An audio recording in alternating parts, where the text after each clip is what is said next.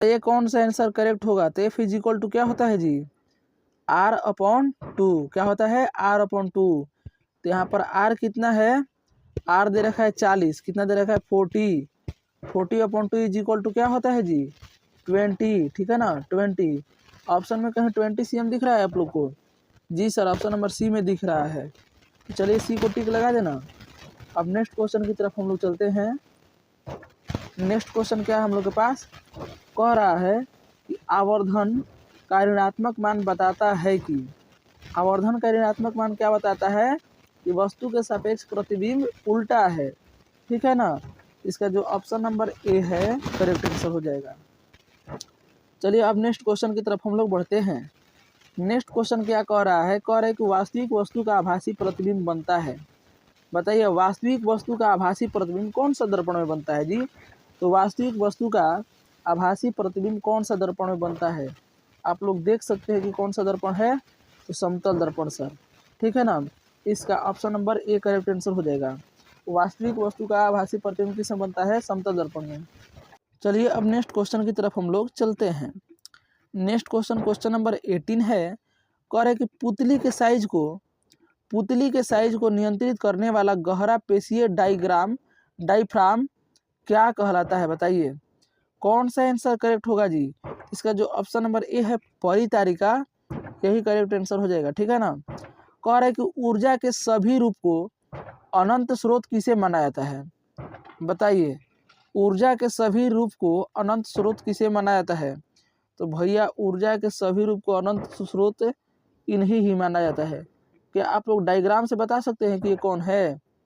कौन है बताइए? ये है हम लोग के भगवान सूर्य, दिवाकर। ठीक है ना, तो इसका ऑप्शन नंबर क्या हो जाएगा? ऑप्शन नंबर जो सी है ना, सूर्य, यही करेक्ट आंसर हो जाएगा। ठीक है, 19 के सी हो जाएगा। अब नेक्स्ट क्वेश्चन की तरफ हम लोग चले ना। नेक्स्ट क्वेश्चन क्या है? कह रहे कि नाभिकीय ऊर्जा प्राप्त करने हेतु आवश्यक है। नाभिकीय ऊर्जा प्राप्त करने हेतु आवश्यक है। ऑप्शन ए में क्या है? सिलिकॉन। ऑप्शन बी में है क्रोमियम। सी में है यूरेनियम। डी में है एल्युमिनियम। बताइए कौन सा आंसर करेक्ट होगा? आशा करता हूं कि आप सभी इसका आंसर जरूर देंगे। तो नाभिकीय ऊर्जा प्राप्त करने के लिए क्या जरूरी होता है जी? ये किस चीज़ का चित्र है? यूरेनियम का। ठीक है ना, तो यूरेनियम जरूरी होता है, यू से यूरेनियम। ठीक है ना, चलिए अब नेक्स्ट क्वेश्चन की तरफ हम लोग चलते हैं। नेक्स्ट क्वेश्चन की तरफ हम लोग चलते हैं। कह रहे कि प्रकाश तरंगे होती है। प्रकाश तरंगे कैसे होती है? बताइए, चुंबकीय तरंग, विद्युत चुंबकीय तरंग, विद्युतीय तरंग, या इनमें से कोई नहीं? तो इसका जो ऑप्शन नंबर बी है ना, विद्युत चुंबकीय तरंग, यही करेक्ट आंसर हो जाएगा। चलिए अब नेक्स्ट क्वेश्चन की तरफ हम लोग बढ़ते हैं। नेक्स्ट क्वेश्चन क्या है जी? 22। क्या है? 22। ठीक है ना, कह रहा है निम्नलिखित में से कौन सा बुझा हुआ चूना है? बताइए, निम्नलिखित में से कौन सा बुझा हुआ चूना है? तो बुझा हुआ चूना क्या होता है जी? CaOH whole twice. क्या होता है? CaOH whole twice. ठीक है ना, तो कहीं दिख रहा है आप लोग को? कहीं दिख रहा है? तो इसका ऑप्शन नंबर जो बी है ना, करेक्ट आंसर हो जाएगा। ठीक है, अब नेक्स्ट क्वेश्चन की तरफ हम लोग बढ़ते हैं। नेक्स्ट क्वेश्चन क्या है? 23 है। ठीक है ना, कह रहे कि चीनी का रासायनिक सूत्र क्या है? बताइए, चीनी का रासायनिक सूत्र क्या है? तो चीनी का रासायनिक सूत्र होता है C12H22O11। कहीं दिख रहा है आप लोग को? तो इसका जो ऑप्शन नंबर सी है ना, यही करेक्ट आंसर हो जाएगा। ठीक है ना, अब नेक्स्ट क्वेश्चन की तरफ हम लोग चलते हैं। नेक्स्ट क्वेश्चन हम लोग का 24 कह रहे कि विद्युत फ्यूज काम करता है। विद्युत फ्यूज जो है क्या काम करता है? चलिए आप सही बताइए। कह रहा है पहला क्वेश्चन कि धारा के ऊष्मीय प्रभाव पर विद्युत फ्यूज काम करता है। धारा के ऊष्मीय प्रभाव पर, धारा के चुंबकीय प्रभाव पर, धारा के रासायनिक प्रभाव पर, किसी पर भी। बताइए कौन सा आंसर करेक्ट होगा जी? 24 नंबर क्वेश्चन का जो ऑप्शन नंबर ए है ना, धारा के ऊष्मीय प्रभाव पर, यही करेक्ट आंसर हो जाएगा। ठीक है ना, अब नेक्स्ट क्वेश्चन की तरफ हम लोग चलते हैं। कह रहा है कि यदि किसी नरम लोहे को धारावाही कुंडली में धारावाही कुंडली के गर्भ में रख दिया जाए तो यह क्या बनता है?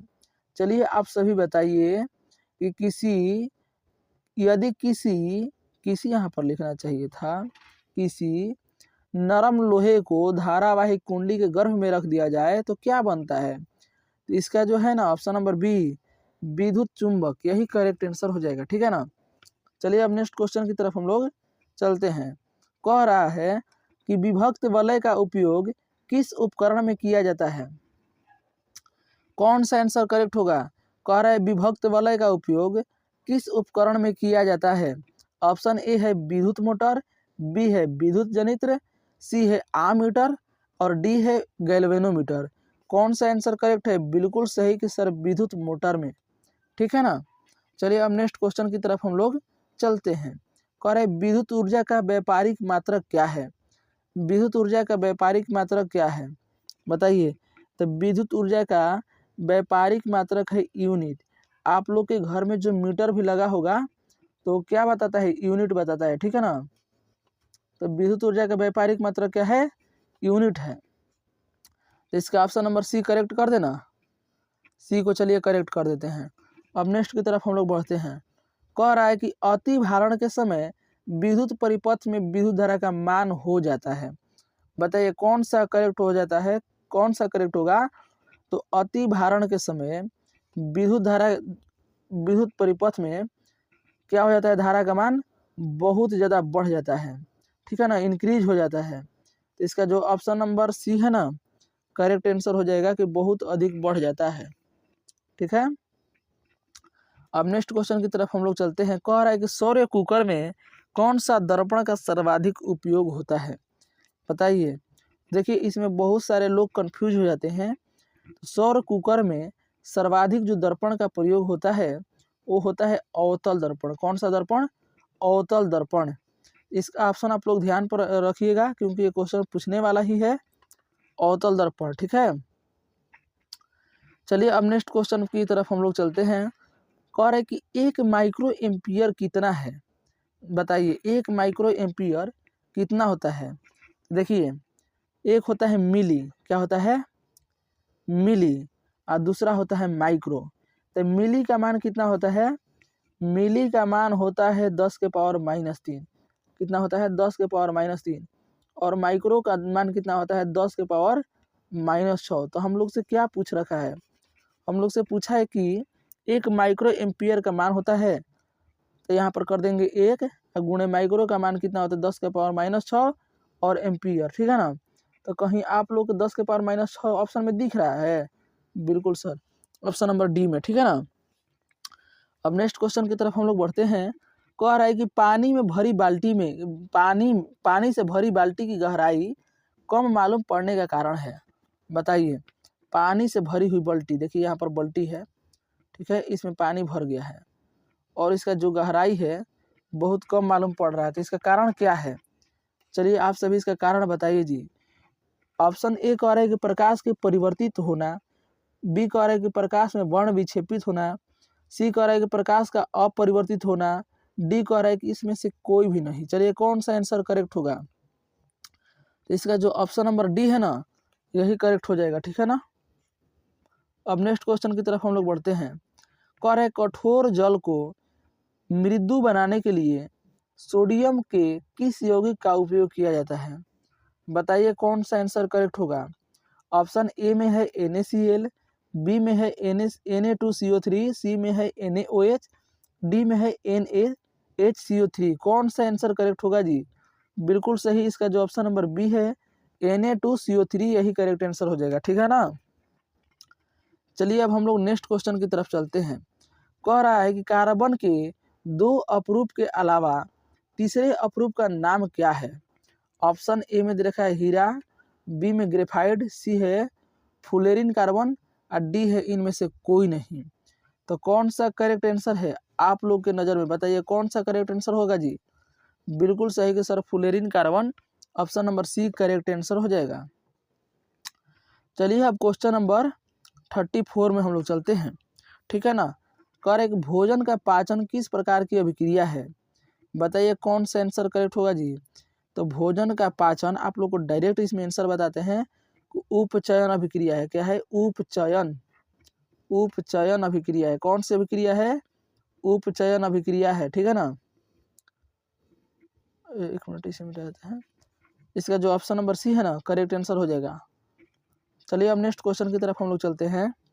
कह रहा है कि कौन सी गैस वैश्विक ऊष्मण के लिए उत्तरदायी है।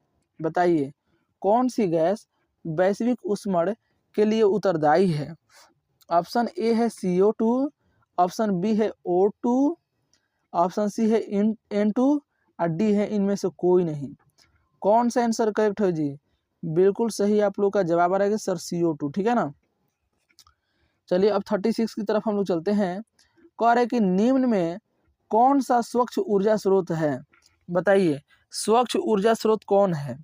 ऑप्शन ए है कोयला, बी है लकड़ी, सी है प्राकृतिक गैस, डी है सभी। कौन सा करेक्ट होगा जी। तो इसका जो ऑप्शन नंबर सी है ना, ऑप्शन नंबर जो सी है ना प्राकृतिक गैस, यही करेक्ट आंसर हो जाएगा, ठीक है ना। इसको मिटा देते हैं। अब चलिए नेक्स्ट क्वेश्चन की तरफ हम लोग चलते हैं। कह रहा है कि लेड नाइट्रेट चूर्ण को एक परख नली में लेकर गर्म करने पर भूरे रंग के धुआं उत्सर्जित होता है। यह धुआं ऑप्शन ए है ऑक्सीजन गैस का है, ऑप्शन बी है नाइट्रोजन डाइऑक्साइड का है, सी है नाइट्रोजन गैस का है, डी है लेड ऑक्साइड का है। कौन सा आंसर करेक्ट होगा जी। बिल्कुल सही नाइट्रोजन डाइऑक्साइड का है, ठीक है ना। चलिए अब नेक्स्ट क्वेश्चन की तरफ हम लोग चलते हैं। कह रहे कि निम्न में कौन अवकारक है। निम्न में कौन अवकारक है। तो इसका जो ऑप्शन नंबर ए है ना H और 2, यही करेक्ट आंसर हो जाएगा, ठीक है ना। इसका जो ऑप्शन नंबर ए है यही करेक्ट आंसर हो जाएगा हम लोग का। अब चलते हैं 39। कह रहा है कि जठर रस का pH मान लगभग होता है। जठर रस का pH मान कितना होता है। तो 1.2 क्या होता है 1.2। इसका ऑप्शन कहीं दिख रहा है जी। बिल्कुल सर ऑप्शन नंबर ए में दिख रहा है, ठीक है ना। अब नेक्स्ट क्वेश्चन हम लोग का कह रहा है कि पीतल किसका उदाहरण है जी। धातु, अधातु, उपधातु या मिश्र धातु। तो आप सभी जानते हैं कि जो पीतल है ना सर मिश्र धातु का उदाहरण है। किसका है मिश्र धातु का उदाहरण है। अब नेक्स्ट क्वेश्चन में चले ना हम। नेक्स्ट क्वेश्चन में चले कि नहीं बताइए। इसका ऑप्शन नंबर सी करेक्ट होगा। अब नेक्स्ट क्वेश्चन है क्वेश्चन नंबर 41। कह रहे कि निम्नलिखित में किस धातु पर वायु का प्रभाव नहीं पड़ता है। बताइए ऑप्शन ए है सोना, बी है सोडियम, सी है लोहा, डी है तांबा। कौन सा आंसर करेक्ट होगा। चलिए आप सभी इसका आंसर बताइए। बिल्कुल सही का ऑप्शन नंबर बी करेक्ट होगा सोडियम, ठीक है ना। अब 42 की तरफ चलते हैं हम लोग।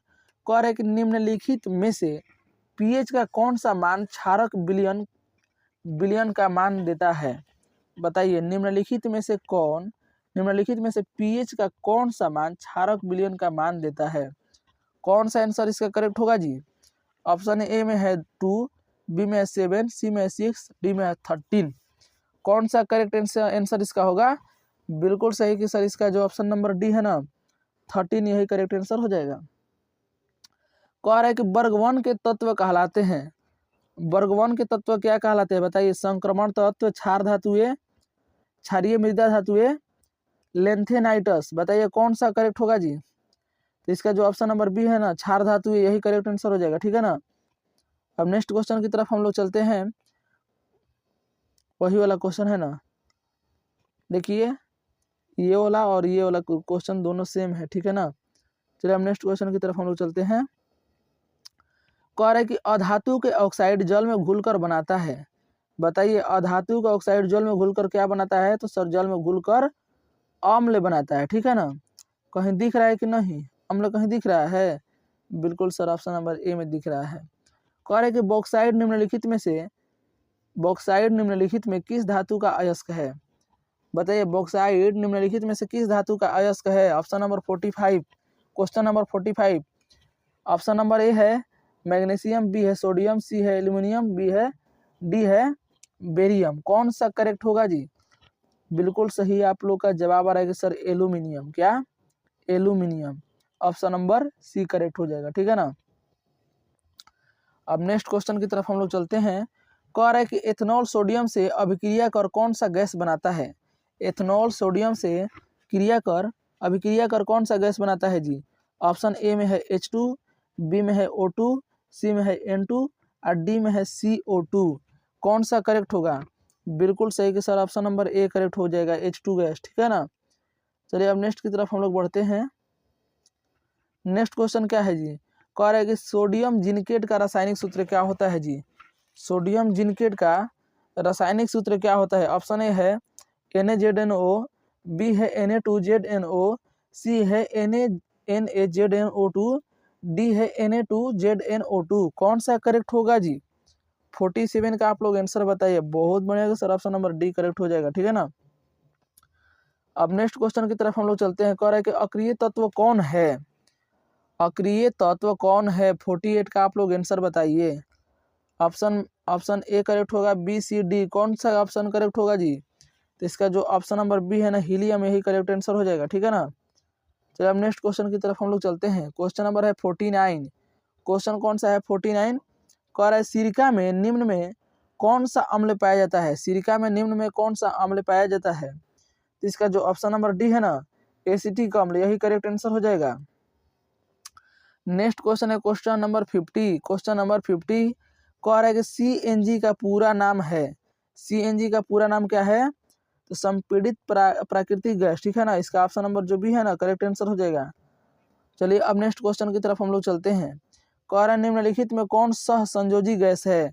निम्नलिखित में कौन सह संयोजी गैस है जी। तो इसका जो ऑप्शन नंबर ए है ना, CH4, CH4 यही करेक्ट आंसर हो जाएगा। क्या हो जाएगा, CH4। कहीं दिख रहा है जी, ऑप्शन नंबर ए में दिख रहा है। कह रहे कि मानव में वृद्धि एवं चतुराई का केंद्र है, बताइए। बहुत बढ़िया क्वेश्चन है जी। तो मानव में बुद्धि एवं वृद्धि के चतुराई के केंद्र क्या है। वृद्धि एवं चतुराई का केंद्र क्या है, सेरिब्रम। क्या है, सेरिब्रम, ठीक है ना। इसका ऑप्शन नंबर ए करेक्ट हो जाएगा, ठीक है। चलिए अब नेक्स्ट क्वेश्चन की तरफ हम लोग पढ़ते हैं। कौन था, 52 था अनुजी। अब 53 के तरफ हम लोग चलते हैं। कह रहे कि किशोरा अवस्था में होने वाले परिवर्तन को क्या कहते हैं। बताइए, किशोरा अवस्था में होने वाले परिवर्तन को क्या कहते हैं। इसका जो ऑप्शन नंबर बी है ना, इसी को option number B correct answer हो जाएगा, ठीक है ना। कीटों के पंख और चमगादड़ के पंख में किस तरह का अंग है, बताइए। ये बहुत बार क्वेश्चन पूछ चुका है जी। 54 का आंसर आप लोग क्या कहिएगा। बिल्कुल सही कि सर समझाता अंग होता है। अब नेक्स्ट क्वेश्चन की तरफ हम लोग बढ़ते हैं। कह रहे कि नेफ्रॉन पाया जाता है। नेफ्रॉन कहाँ पर पाया जाता है जी। तो इसका जो ऑप्शन नंबर ए है ना, करेक्ट, सॉरी जी, सी नहीं, इसका option number A correct answer हो जाएगा, ठीक है ना। चलिए अब नेक्स्ट क्वेश्चन की तरफ हम लोग चलते हैं। कह रहा है कि ईस्ट में जनन होता है। ईस्ट में जनन कैसे होता है जी, बताइए। कौन सा आंसर करेक्ट है। बिल्कुल सही कि सर मुकुलन के द्वारा, ठीक है ना। अब नेक्स्ट क्वेश्चन की तरफ हम लोग चलते हैं। नेक्स्ट क्वेश्चन है कि यूरिया का निर्माण होता है। बताइए, यूरिया का निर्माण कहाँ होता है। सर यूरिया का निर्माण होता है यकृत में। कहाँ होता है, यकृत में होता है जी। चलिए अब नेक्स्ट क्वेश्चन की तरफ हम लोग चलते हैं। कह रहे कि निम्नलिखित में कौन सा घटक हमारे शरीर के लिए आवश्यक है। बताइए, निम्नलिखित में से कौन सा घटक हमारे शरीर के लिए आवश्यक है। ऑप्शन ए है विटामिन, बी है खनिज, सी है पोषक तत्व, डी है इनमें से सभी। कौन सा आंसर आप लोग करेक्ट मार रहे हैं जी। बिल्कुल सही सर, इसका option number D correct answer हो जाएगा। कह रहे कि ऑक्सीजन का वाहक कौन है। ऑक्सीजन का वाहक कौन है, कौन सा आंसर करेक्ट होगा। बिल्कुल सही कि सर RBC करेक्ट आंसर हो जाएगा, ठीक है ना। अब चलिए क्वेश्चन नंबर 60 की तरफ हम लोग चलते हैं। क्वेश्चन नंबर 60 क्या है। कह रहा है कि घरपर्णी का उदाहरण है। बताइए, कीटभक्षी पादप, दलहनी पौधा, शैवाल, फफूंद। कौन सा करेक्ट आंसर होगा जी। 60 नंबर क्वेश्चन का ऑप्शन जो ए है ना, कीटभक्षी पादप, यही करेक्ट आंसर हो जाएगा। अब नेक्स्ट क्वेश्चन की तरफ हम लोग बढ़ते हैं।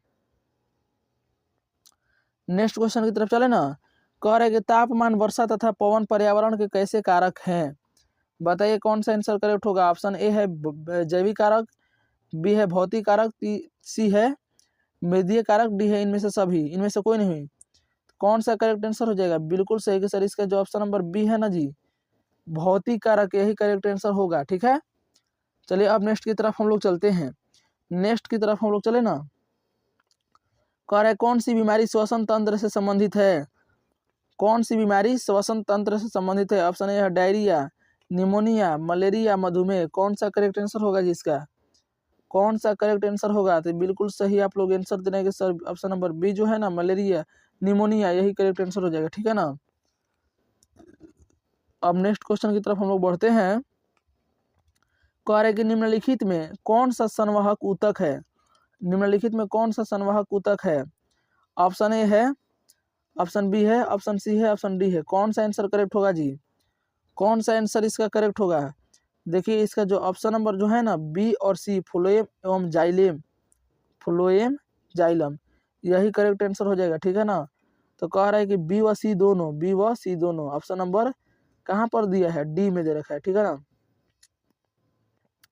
नेक्स्ट क्वेश्चन क्या है? कह रहा है कि जैव विविधता का विशिष्ट स्थल है फसल क्षेत्र, नदी तट, समुद्र तट, वन। कौन सा करेक्ट होगा जी इसका आंसर? इसका जो ऑप्शन नंबर डी है ना, वन, यही करेक्ट आंसर हो जाएगा। कह रहा है कि पादप हार्मोन साइटोकिनिन सहायक है। कौन सा आंसर इसका करेक्ट आप लोग कर रहे हैं? बताइए। तो इसका जो ऑप्शन नंबर ए है, बी है, सी है, डी है, इसमें से कौन सा आंसर आप लोग करेक्ट कर रहे हैं जी? बताइए कौन सा आंसर करेक्ट कर रहे हैं आप लोग? ऑप्शन ए दे रखा है कि प्रहरोह के अग्रभाग की लंबाई में वृद्धि के लिए, बी दे रखा है कि तने के वृद्धि के लिए, सी है पादप के प्रकाश की ओर मुड़ने के लिए, डी है इनमें से सभी। तो कौन सा टिक लगा दीजिए? इसका जो ऑप्शन नंबर डी है ना, इसी पर टिक लगा दे रहे हैं, यही करेक्ट आंसर हो जाएगा। ठीक है ना। चलिए हम नेक्स्ट क्वेश्चन की तरफ बढ़ते हैं हम लोग।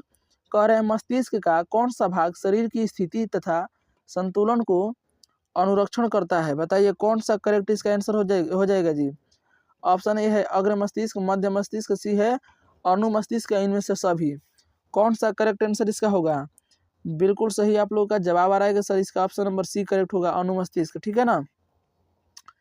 चलिए अब नेक्स्ट क्वेश्चन की तरफ बढ़ते हैं हम लोग। कह रहे कि प्रयोगशाला में संश्लेषित पहला कार्बनिक यौगिक है। बताइए कौन सा करेक्ट होगा जी? तो प्रयोगशाला में संश्लेषित पहला कार्बनिक यौगिक जो ऑप्शन नंबर सी दे रखा है, यही करेक्ट हो जाएगा, Na2CONH2। ठीक है ना, Na2CONH2। ओके, कोई डाउट नहीं ना है? चलिए अब नेक्स्ट की तरफ हम लोग बढ़ते हैं। कह रहे कि प्रकृति में ऑक्सीजन का संतुलन कैसे बना रहता है? प्राकृतिक में ऑक्सीजन का संतुलन कैसे बना रहता है? सर प्राकृतिक में ऑक्सीजन का संतुलन प्रकाश संश्लेषण से बना रहता है। ठीक है ना। अब नेक्स्ट क्वेश्चन है कि ओजोन के एक अणु में कितने परमाणु होते हैं? तो ओजोन के एक अणु में परमाणु कितने होते हैं? 3। ओजोन का सूत्र क्या होता है जी? O3। ठीक है ना। चलिए अब नेक्स्ट क्वेश्चन की तरफ बढ़ते हैं हम लोग। अब देखिए हम लोग 69 यानी अब 70 क्वेश्चन करने वाले हैं। कितने क्वेश्चन करने वाले हैं? 70 नंबर क्वेश्चन करने वाले हैं। तो यहाँ पर आप लोग से केवल एक रिक्वेस्ट है कि आप लोग एक बार इस चैनल को सब्सक्राइब जरूर कर दें, क्योंकि आप लोग देख सकते हैं कि इस पर सब्सक्राइबर बहुत ही कम है और आप लोग की सपोर्ट बहुत जरूरी है। अगर आप लोग मुझे सपोर्ट करते हैं तो हमें मोटिवेशन मिलता है कि नहीं कुछ विशेष क्वेश्चन लाया जाए जो कि एग्जाम में 100% आए। ठीक है ना। तो आप लोग इस चैनल से जरूर जुड़ जाएं और साथ ही हम ये भी बताने वाले हैं कि आप लोग को क्वेश्चन कहाँ मिलेगा। ठीक है ना। मैं प्रयास करूँगा कि यहाँ पर अपने टेलीग्राम का लिंक दे दूँ जहाँ पर आप लोग जुड़ जाइएगा। अगर आप लोग का अनुमति होगा तो मैं इसका PDF भी डाल दूंगा और जो भी क्वेश्चन आने वाला होगा वहीं पर मैं डाल दूंगा। ठीक है ना। चलिए अब नेक्स्ट क्वेश्चन की तरफ हम लोग चलते हैं। कह रहे हैं कि हीमोग्लोबिन की कमी से क्या होता है? बताइए हीमोग्लोबिन की कमी से क्या होता है? ऑप्शन ए है एनीमिया, बी है मधुमेह, सी है पीलिया, डी है इनमें से कोई नहीं। कौन सा आंसर करेक्ट है जी? ऑप्शन नंबर जो ए है ना इसका, एनीमिया, यही करेक्ट आंसर हो जाएगा। ठीक है ना। Option number A correct answer हो जाएगा। कह रहा है कि राइजिन एवं गोंद कहाँ संचित रहता है? बताइए राइजिन एवं गोंद कहाँ संचित रहता है? तो इसका जो ऑप्शन नंबर डी है ना दोस्तों, पुराने जाइलम में, यही करेक्ट आंसर हो जाएगा। ठीक है ना। अब क्वेश्चन नंबर 72 पर चलते हैं हम लोग। कह रहे हैं कि निम्नलिखित में से किसे रक्त बैंक के नाम से जाना जाता है? बताइए। तो इसका जो ऑप्शन नंबर बी है ना, प्लीहा, नाम तो आप लोग सुने ही होंगे, प्लीहा इसका करेक्ट आंसर हो जाएगा। ठीक है ना। चलिए अब नेक्स्ट क्वेश्चन की तरफ हम लोग चलते हैं। कह रहा है कि हृदय के बेसमों का शिथिलन कहलाता है। बताइए कौन सा आंसर इसका करेक्ट होगा जी? तो इसका जो ऑप्शन नंबर बी है ना, यही करेक्ट आंसर हो जाएगा कि डाइस्टोल। ठीक है ना। अब नेक्स्ट क्वेश्चन की तरफ हम लोग चलते हैं। कह रहा है कि नेक्स्ट क्वेश्चन क्या है कि टेस्टोस्टेरोन स्रावित होता है। कौन सा आंसर करेक्ट होगा जी? ऑप्शन ए है वृषण से, बी है वृक्क से, सी है अंडाशय, डी है थायराइड ग्रंथि से। कौन सा आंसर करेक्ट होगा? बिल्कुल सही कि सर इसका जो ऑप्शन नंबर ए है ना, वृषण से, यही करेक्ट आंसर हो जाएगा। कह रहे हैं कि हमारे शरीर में विभिन्न जैविक कार्यों को नियंत्रित होता है। बताइए कहाँ से नियंत्रित होता है जी? ऑप्शन ए है तंत्रिका द्वारा, बी है रसायनों द्वारा, तंत्रिका एवं रसायनों दोनों द्वारा। बिल्कुल सही, यानी इसका ऑप्शन नंबर जो सी है ना, यही करेक्ट आंसर हो जाएगा, तंत्रिका एवं रसायनों दोनों द्वारा। ठीक है ना, तो सी पर टिक मार देते हैं। अब नेक्स्ट क्वेश्चन की तरफ हम लोग बढ़ते हैं। कह रहे कि पत्तियों का मुरझाना किस हार्मोन के कारण होता है? बताइए पत्तियों का मुरझाना किस हार्मोन के कारण होता है? तो इसका जो ऑप्शन नंबर डी है, एफसीसी का अम्ल, यही करेक्ट आंसर हो जाएगा जी। ठीक है, अब नेक्स्ट क्वेश्चन की तरफ हम लोग बढ़ते हैं। नेक्स्ट क्वेश्चन क्या है हम लोग का? कह रहे कि पादप में फ्लोएम उत्तरदायी है। बताइए, तो फ्लोएम जो है भोजन संवहन के लिए उत्तरदायी होता है। ठीक है, अब नेक्स्ट क्वेश्चन पर चलते हैं हम लोग। कह रहा है कि एक वयस्क मनुष्य के कितने दांत होते हैं? बताइए एक वयस्क मनुष्य के कितने दांत होते हैं जी? बताइए कौन सा ऑप्शन करेक्ट होगा? इसका जो ऑप्शन नंबर सी है ना, 32, यही करेक्ट आंसर हो जाएगा। ठीक है ना, ऑप्शन नंबर जो क्या है, सी में दे रखा है। अब देखिए 78 क्वेश्चन करा चुके हैं। कितना क्वेश्चन करा चुके हैं? 78। तो आप लोग से बस एक ही रिक्वेस्ट किया हूँ कि आप लोग इस चैनल को सब्सक्राइब जरूर कर दें, क्योंकि आप लोग देख भी सकते हैं कि यहाँ पर सब्सक्राइबर बहुत ही कम है। ठीक है ना, और हमें आशा नहीं, पूर्ण विश्वास है कि आप लोग कर ही दिए होंगे, क्योंकि आप लोग बहुत दिल के साफ आदमी हैं। चलिए अब 79 की तरफ हम लोग चलते हैं। कह रहे निम्नलिखित में नर युग्मक कौन है? बताइए, इसका जो ऑप्शन नंबर ए है ना, शुक्राणु, यही करेक्ट आंसर हो जाएगा। और आप लोग को इस एग्जाम में धमाल मचा कर रख देना है। ठीक है ना, 80 नंबर क्वेश्चन क्या है? कह रहा है कि जिब्रेलिन है। बताइए, तो जिब्रेलिन भैया एक प्रकार के हार्मोन है। तो मेरा प्रयास कैसा लगा, मेरा ये वीडियो कैसा लगा, मिलते हैं नेक्स्ट वीडियो में। आप लोग कमेंट बॉक्स में जरूर बताइएगा। Thank you.